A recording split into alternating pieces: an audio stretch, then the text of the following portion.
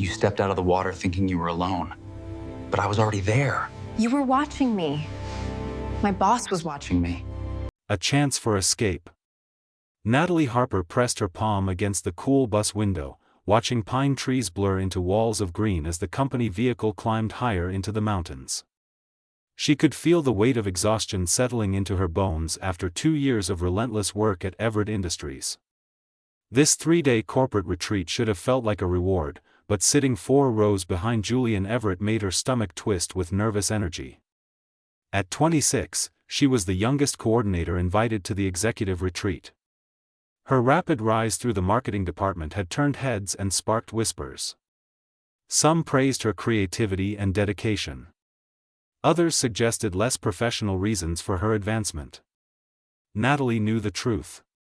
Every achievement came from sleepless nights, bold presentations, and an unwavering commitment to excellence. But those whispers still stung. Julian sat near the front, his dark hair catching the afternoon sunlight. Even from this distance, she could see the tension in his shoulders, the way he held his phone like a lifeline to the office he could never quite leave behind. Everything about him radiated control and precision. His charcoal suit fit perfectly. His posture remained straight despite the winding mountain roads. He was only 35, yet he carried himself with the authority of someone decades older. Arrival at Pine Valley. Pine Valley Resort emerged from the forest like something from a dream. Massive log structures blended seamlessly with towering evergreens. Crystal streams carved paths through ancient rocks. The air smelled of pine needles and mountain flowers. Natalie stepped off the bus and inhaled deeply, feeling something inside her chest loosen for the first time in months. The first day passed in a predictable blur. Team-building exercises that felt forced and awkward. Strategy sessions where everyone tried to impress Julian with their insights. Natalie participated dutifully, offering ideas when asked, but her mind kept wandering to the trails she had glimpsed from the conference room windows. Nature called to her in a way the corporate world never could. By evening, the executives gathered on the main terrace for cocktails and networking. Natalie nursed a glass of white wine, smiling politely through conversations about quarterly reports and market share. But when Victoria Sterling, the sharp-eyed vice president of operations, cornered her with pointed questions about her recent projects, Natalie knew she needed an escape. The hidden lake. She slipped away while everyone was distracted by the sunset. A small trail marker caught her attention near the edge of the property. The path looked rarely used, overgrown with ferns and wildflowers. Something about it promised solitude and peace. Exactly what she needed. The trail wound deeper into the forest, growing narrower and more wild with each step. Birds called from hidden branches. Butterflies danced through shafts of golden light. After 20 minutes of steady climbing, Natalie heard a sound that made her heart leap. Water. Rushing water somewhere close. She pushed through a final curtain of branches and stopped, breath catching in her throat. Before her lay a mountain lake so beautiful it seemed unreal. The water was impossibly clear, reflecting the surrounding peaks and clouds like a perfect mirror. Smooth gray rocks lined the shore. Wildflowers grew in bright clusters along the edges. A small waterfall tumbled down the far cliff face, creating gentle ripples across the surface. Natalie glanced around carefully. She was completely alone. The resort sat at least a mile behind her, and this trail showed no signs of recent use.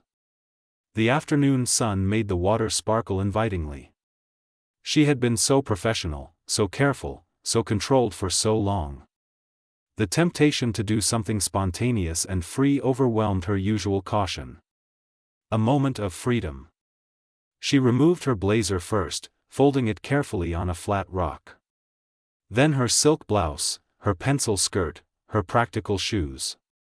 Finally, she stood in just her underwear, hesitating for only a moment before removing those too. The mountain air touched her bare skin like a blessing.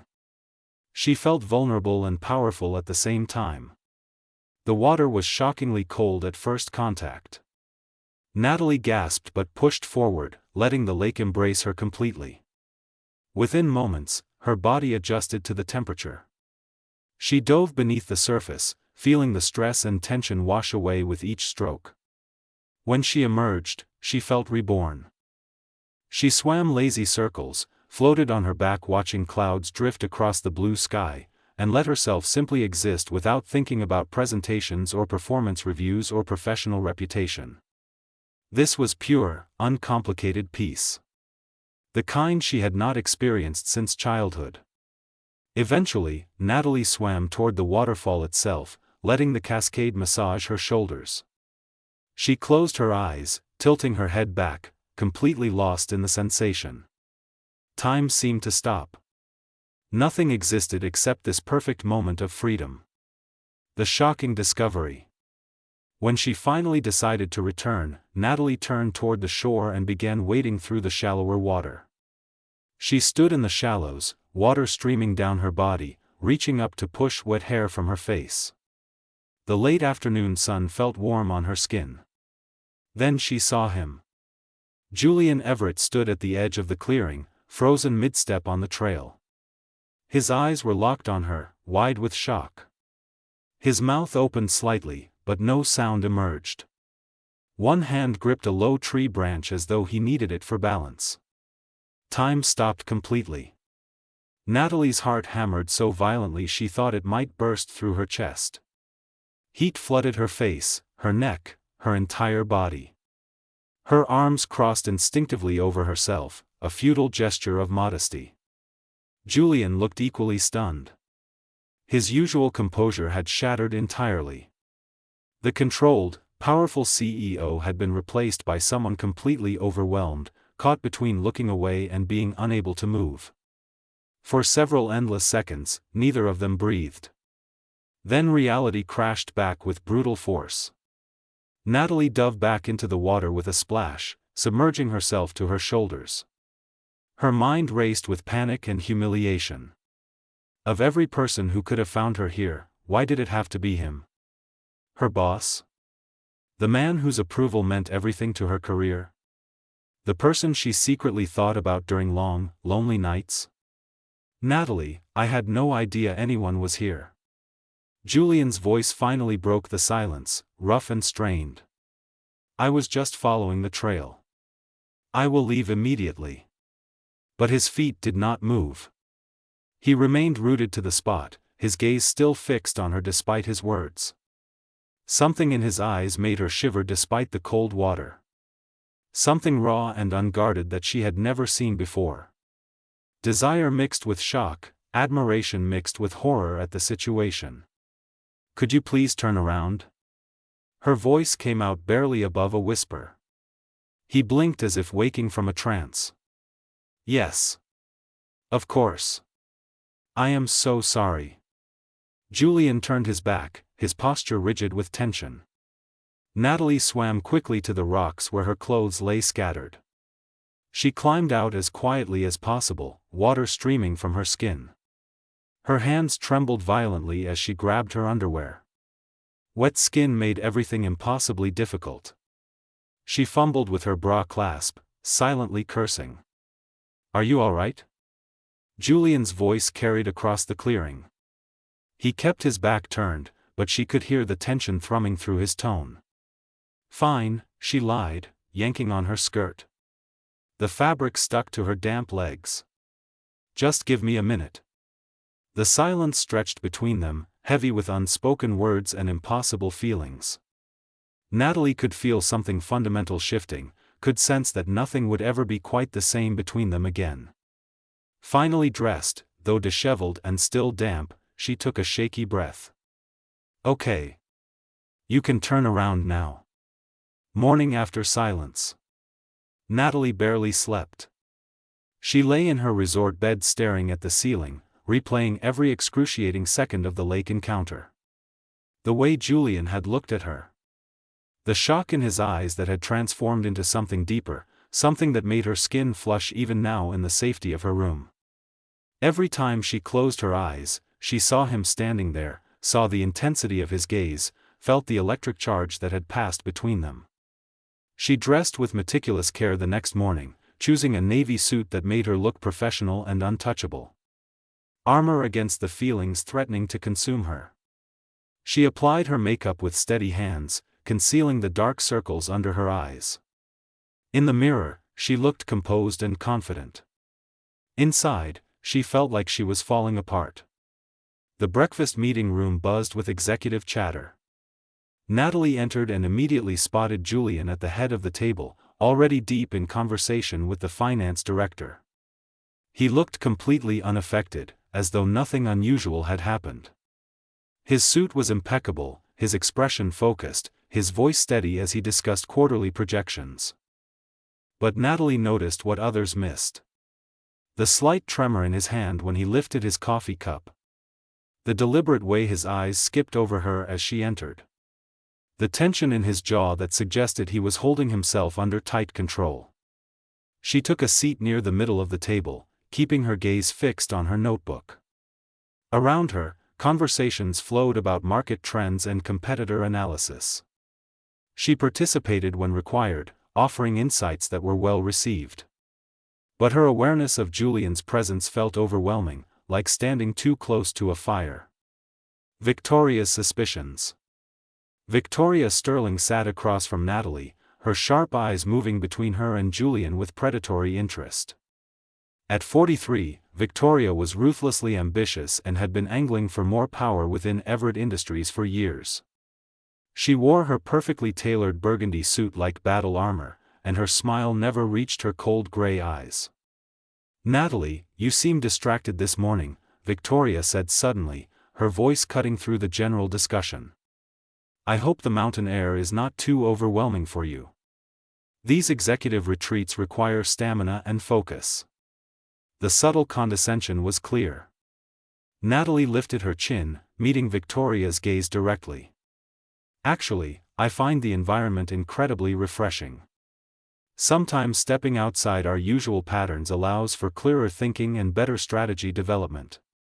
Speaking of strategy, Julian interjected smoothly, his voice commanding immediate attention. "Natalie has been developing an innovative approach to our digital expansion initiative. I would like her to present the preliminary concepts this afternoon." Victoria's eyes narrowed dangerously. "I was not informed that digital expansion had moved beyond the planning committee. That falls under my departmental oversight." "The project remains collaborative," Julian replied, his tone leaving no room for argument. "However, Natalie has brought some fresh perspectives that warrant broader consideration. Unless you object to innovation and new ideas?" The challenge in his voice silenced Victoria, but Natalie could feel the woman's resentment burning across the table like acid. She had just been marked as a rival, and all because Julian could not stop himself from defending her, from elevating her position. The protection she had once appreciated now felt suffocating and dangerous. Trapped in professionalism. The morning sessions dragged endlessly. Natalie presented her digital expansion concepts to polite applause and several pointed questions from Victoria designed to expose inexperience. But each time Victoria pushed, Julian stepped in with support for the ideas, explaining their strategic value with such conviction that even the skeptics began nodding. Watching him defend her work should have felt gratifying. Instead, it filled Natalie with growing dread. Every interaction made their connection more visible to the room. Victoria was not the only one watching them now. Several other executives exchanged meaningful glances, whispered behind hands, drew their own conclusions about why the young coordinator received such consistent support from the CEO.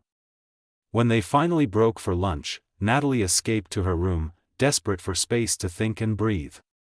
She had kicked off her heels and was loosening her hair when someone knocked firmly on her door. Her stomach dropped. She knew who it was before opening the door. Julian stood in the hallway, his tie loosened, his usual control visibly fraying.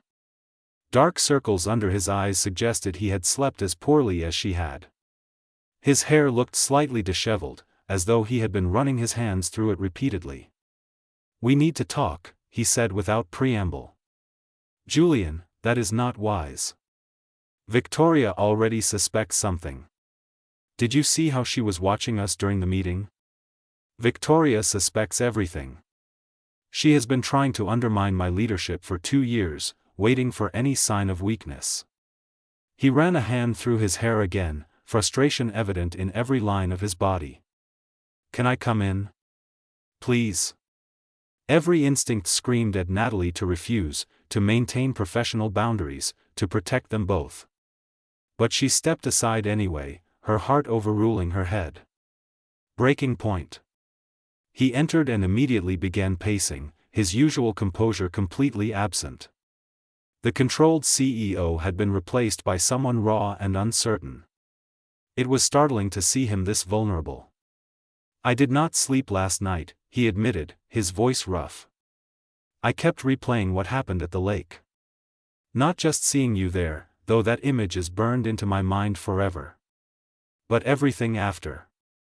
The way we both fled like criminals. The things I almost said but could not. Julian, stop.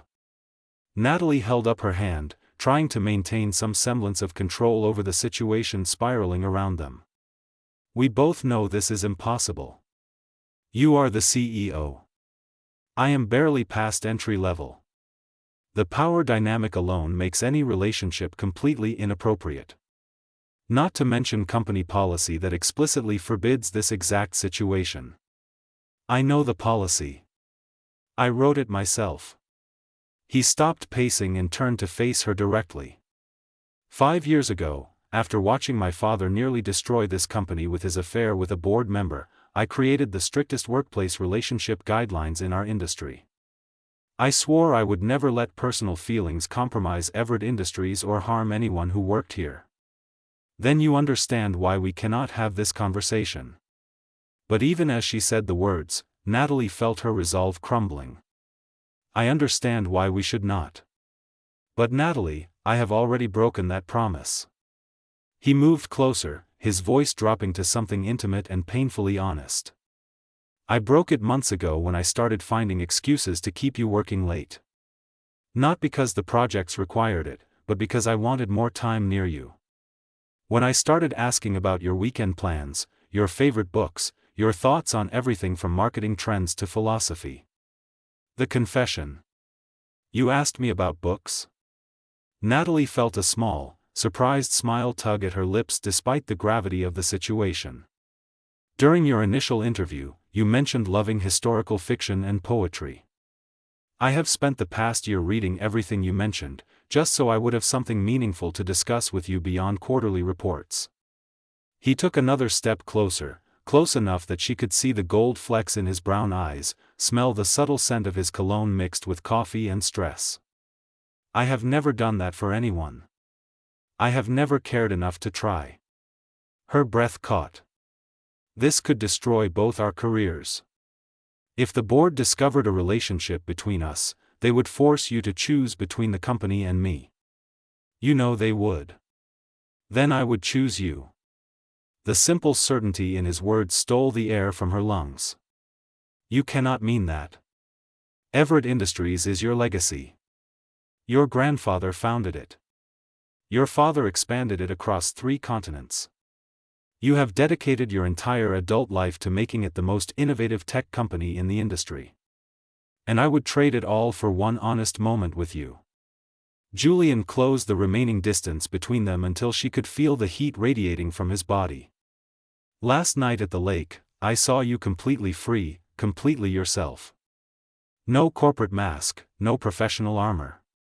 Just you, real and beautiful and alive. It made me realize I have never been truly free a single day in my life. I have always been the CEO, the heir, the responsible one. But when I look at you, I see the possibility of something more. Natalie's hands trembled at her sides. Every logical reason to push him away felt hollow compared to the truth she had been denying. I am terrified, she whispered. So am I. He reached out slowly, giving her every opportunity to step back. When she did not move, his fingers brushed her cheek with heartbreaking gentleness. But I am more terrified of spending the rest of my life wondering what might have been if I had found the courage to tell you how I feel. The truth revealed. How long? She asked. How long have you felt this way? Do you remember the product launch presentation 8 months ago? The one where the projector failed and you had to improvise the entire pitch without visual aids? Natalie nodded, remembering the panic of that moment, standing before the board with nothing but her knowledge and confidence. I watched you command that room with pure intelligence and charisma. You turned a potential disaster into our most successful launch of the year. And I realized I was not just impressed. I was captivated. Completely, hopelessly captivated. His thumb traced her jawline softly. Every day since then has been an exercise in self-control. Maintaining professional distance while wanting nothing more than to really know you. I thought I was imagining it, Natalie admitted, her voice barely above a whisper. The way you would look at me sometimes during late meetings. The small smiles when I made you laugh. I convinced myself it was wishful thinking because I have been feeling the same impossible things. Julian's eyes darkened with intensity. What impossible things? That despite every rule and reasonable objection, despite the risk to everything we have both worked for, I am falling in love with you. The words escaped before she could stop them, honest and terrifying and liberating all at once. For a moment, Julian simply stared at her, his expression transforming from hope to wonder to something like joy. Then he cupped her face in both hands, his touch reverent and careful. Say that again, he breathed. I am falling in love with you, Julian Everett. And it terrifies me more than anything ever has. He rested his forehead against hers, his eyes closing. We cannot act on this here. Not at the retreat where everyone is watching. But Natalie, when we return to the city, I want to find a way forward. A real way, not hiding in shadows or stealing moments. I want to do this right. How? The company policy does not allow for exceptions. Then I will change the policy. Or I will step down. Or we will find another solution. He pulled back just enough to meet her eyes. I am not willing to lose you because of rules I created. We will figure this out together. A knock at the door shattered the moment. They jumped apart like guilty teenagers. Natalie? The afternoon session starts in 5 minutes. Victoria's voice carried through the door, sharp with suspicion. I will be right there, Natalie called, trying to keep her voice steady. She looked at Julian, both of them breathing hard, the weight of what they had admitted hanging between them. He straightened his tie, smoothing his expression back into professional neutrality, though his eyes still burned with everything unsaid. We should go separately, he said quietly. Natalie nodded. Julian? Whatever happens next, thank you for being honest. Thank you for not running when I was. He moved toward the door, pausing with his hand on the handle. This afternoon in the meeting, I am going to be distant and professional. It will feel wrong, but we need to be careful now. Can you trust me? I trust you. He slipped out, leaving her alone in the room with her racing heart and the knowledge that everything had changed. They had crossed a line that could never be uncrossed. And tomorrow, they would have to face the consequences together, the distance between them. The afternoon session felt like torture. Julian maintained perfect professional distance, his attention distributed evenly among all the executives. When Natalie presented her digital expansion concepts, he offered measured praise no different from what he gave others. His questions were thoughtful but impersonal. To anyone watching, he appeared completely objective. But Natalie could read the truth in tiny details others missed. The way his fingers tapped against his notepad when she spoke, a nervous gesture she had never seen before. The slight softening around his eyes when their gazes accidentally met. The tension in his shoulders that suggested enormous effort to maintain his neutral facade. Victoria watched them both like a hawk circling prey. She asked pointed questions designed to undermine Natalie's credibility, challenged assumptions, and suggested the concepts needed months more development before consideration. Each criticism felt personal, aimed not at the work but at Natalie herself. "I think these ideas show promise," said Thomas Chen, the chief technology officer, unexpectedly coming to her defense. "The approach to mobile integration is innovative. We should explore it further." Several other executives nodded in agreement. Natalie felt a surge of gratitude. Not all support came from Julian. Her work could stand on its own merit. She had earned her place at this table through talent and dedication, regardless of whatever feelings existed between her and the CEO. When the session finally ended, people scattered in different directions. Some headed to the resort spa, others to the hiking trails. Natalie returned to her room, emotionally exhausted from maintaining her composure for hours. She changed into comfortable clothes and sat by the window, watching the sun sink behind the mountains, painting the sky in shades of gold and crimson. A text message lit up her phone. From Julian, though it said nothing revealing. Emergency strategy session at 7 p.m. Conference room B. All senior team members required. Her heart sank. Another evening of careful distance and professional masks. The crisis. Conference room B was smaller and more intimate than the main meeting space. When Natalie arrived, she found most of the executive team already gathered, looking concerned. Julian stood at the head of the table, his expression grave. "Thank you all for coming on short notice," he began. "I received word an hour ago that our primary competitor has just announced a major acquisition that directly threatens our market position. We need to develop a response strategy before markets open Monday morning." The next 3 hours passed in intense discussion. Ideas flew across the table. Debates grew heated. But something remarkable happened. Natalie and Julian fell into a natural rhythm, building on each other's thoughts seamlessly.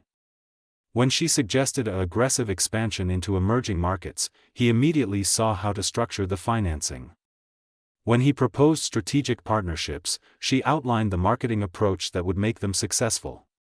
They worked together like two parts of a whole, anticipating each other's thinking, complementing strengths, covering weaknesses. It was not romantic. It was something deeper. A fundamental compatibility that went beyond attraction into genuine partnership. Victoria noticed. Thomas noticed. Everyone in the room could see the extraordinary synergy between them. "This is why I value diverse perspectives," Julian said during a brief break, addressing the whole group but looking at no one in particular. "Natalie brings insights I would never consider on my own. That is what makes a strong leadership team. People who challenge each other to think differently." The statement was professional and appropriate. But Natalie heard the subtext. He was protecting her, yes, but also speaking a larger truth. They made each other better, professionally and personally. By 10 o'clock, they had developed a comprehensive response strategy. The team was energized despite the late hour, excited by the bold plan they had created together. As people filed out, chatting enthusiastically, Victoria lingered. "Interesting dynamic you two have," she said, her voice casual but her eyes calculating. "Very synchronized thinking. Almost like you can read each other's minds." "Natalie has excellent strategic instincts," Julian replied evenly.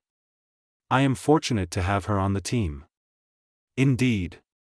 Fortunate." Victoria's smile was sharp as broken glass. "I wonder how fortunate she feels, being so closely mentored by the CEO. That kind of attention can be overwhelming for someone so young and inexperienced." "Is there something specific you want to say, Victoria?" Julian's voice hardened. "Only that workplace relationships, particularly those involving significant power imbalances, can create enormous complications. For everyone involved. I would hate to see this company damaged by poor judgment." She gathered her materials. "Good night, Julian. Natalie." She left, her warning hanging in the air like poison. The bonfire truth. The final evening of the retreat, the resort staff organized a bonfire by the lake. Not the hidden mountain lake where Natalie had been discovered, but the larger recreational lake near the main buildings. Executives gathered around the fire with drinks, the formal business atmosphere relaxing into something more social and human.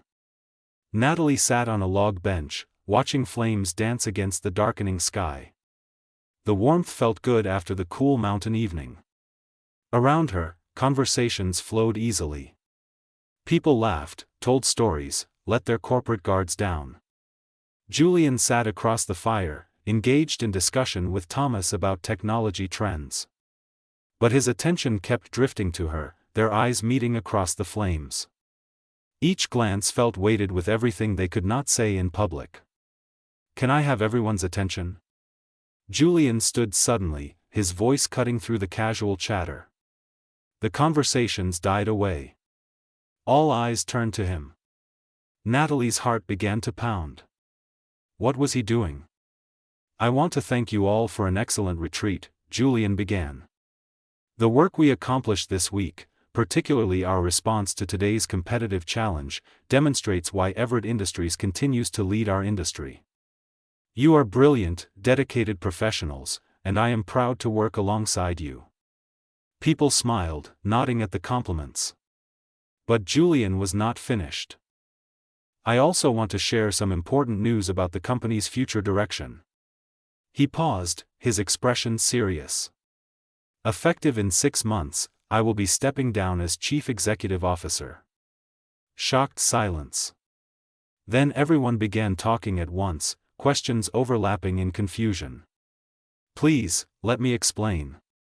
Julian held up his hand. "This is not a sudden decision. I have been considering it for some time. My grandfather founded this company. My father expanded it. I have spent 15 years building it into what it is today. But somewhere along the way, I lost sight of why I was doing it. The company became everything, consuming every hour, every thought, every part of my life." The declaration. Natalie sat frozen, unable to breathe. Where was he going with this? "Recently, someone helped me realize that success means nothing if you sacrifice your humanity to achieve it. That leadership is important, but so is living authentically. Being honest about who you are and what matters to you." His eyes found hers across the fire. "I have spent too long hiding behind professional obligations, using work as an excuse to avoid the vulnerability of real connection." "Julian, what are you saying?" Thomas looked genuinely concerned. "I am saying that I plan to transition to chairman of the board, maintaining strategic oversight while allowing new leadership to guide daily operations. This company needs fresh vision, bold thinking, and the courage to take risks I may have become too cautious to embrace." He looked directly at Victoria. "I will be recommending Thomas for the CEO position, with Victoria as Chief Operating Officer. Together, you will make an exceptional leadership team." Victoria's mouth opened in surprise. Thomas looked stunned but pleased. "As for me," Julian continued, his voice softening, "I plan to finally figure out who I am beyond this company. To pursue personal happiness with the same dedication I have given to professional success. To take risks in my personal life that I have been too afraid to take." He walked around the fire, stopping directly in front of Natalie. The entire executive team watched in riveted silence. "Natalie Harper, you have taught me more in the past year than I learned in a decade before. About creativity, courage, and the importance of being true to yourself. You reminded me that life is meant to be lived fully, not just professionally managed." He extended his hand to her. "Would you take a walk with me?" Her hand trembled as she placed it in his. They walked away from the bonfire, leaving behind a group of stunned executives whispering frantically among themselves. The lake promise. Julian led her down a path, away from the noise and watching eyes, until they reached a small dock extending into the lake. Water lapped gently against the posts. Stars reflected on the dark surface like scattered diamonds. "Are you insane?" Natalie finally found her voice. "You just announced you are stepping down as CEO in front of everyone. They are going to know it is because of me. Let them know.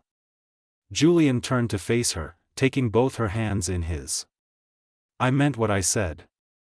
I have been living half a life, devoted entirely to professional achievement while ignoring everything else that makes existence meaningful. Relationships, joy, spontaneity, love. You showed me what I was missing. By stepping down, you are sacrificing everything your family built. No.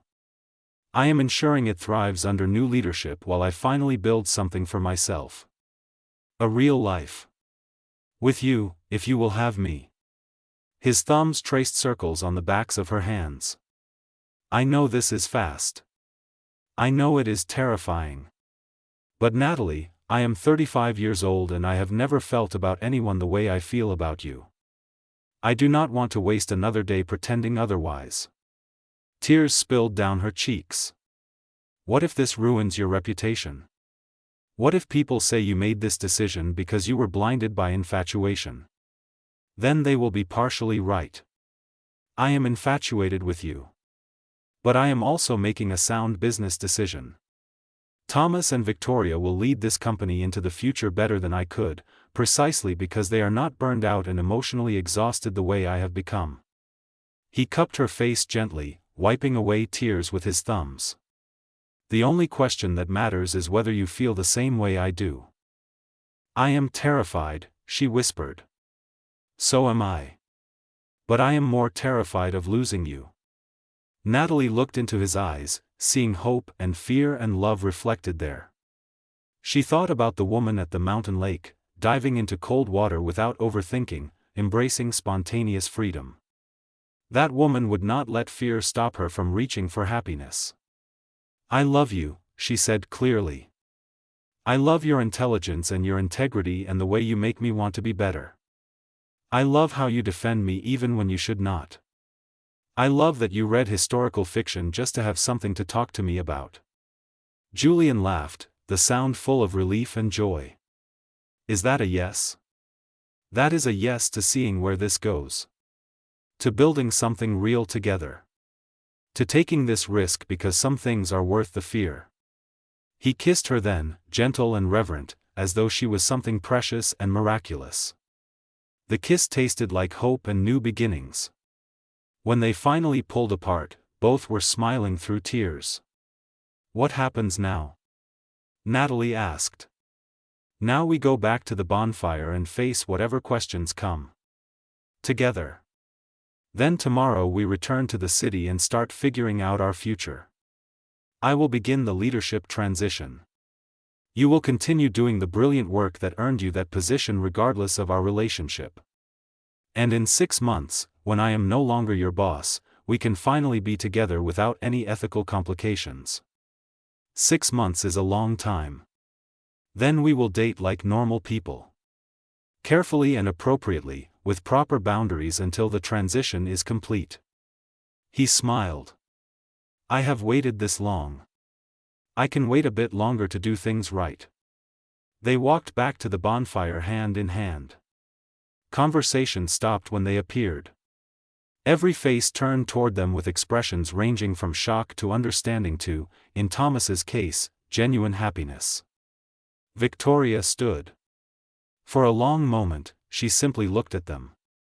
Then, surprisingly, she nodded. Well. At least now everyone can stop whispering and wondering. Congratulations. Try not to make me regret supporting this. It was not exactly a blessing, but it was not condemnation either. Natalie would take it. 6 months later. The coffee shop near Natalie's apartment had become their regular meeting place. Not the executive dining room at Everett Industries. Not expensive restaurants where they might run into board members. Just a comfortable neighborhood cafe where they could be two people getting to know each other. Julian arrived carrying a book. I finished the novel you recommended. You were right. The historical detail was extraordinary. Natalie laughed. You don't have to keep reading everything I suggest now. You already got the girl. Maybe I genuinely enjoy discovering new books through your eyes. He leaned across the table and kissed her softly. How was your day? Challenging. Thomas approved my proposal for the Asian market expansion. I start leading the project next month. You earned it. Your work has been exceptional. They talked about books and work and weekend plans. Simple, normal conversation between two people building a relationship on solid foundation rather than forbidden attraction. The transition period had been difficult at times. Maintaining professional distance while their feelings grew stronger. Dealing with lingering gossip and skeptical looks. But they had done it with integrity and patience. Thomas had stepped into the CEO role seamlessly. Victoria, as COO, brought operational excellence that complemented his visionary thinking. Everett Industries was thriving under new leadership. And Julian, as chairman, provided strategic guidance without the crushing daily pressure that had been slowly destroying him. Are you happy? Natalie asked softly.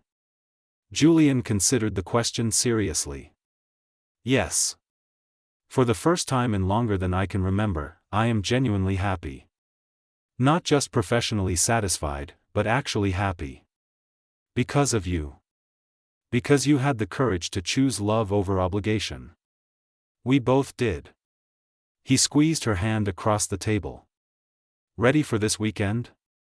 My parents are excited to finally meet you properly. Terrified but ready. That seems to be our theme. Terrified but ready to risk everything for each other.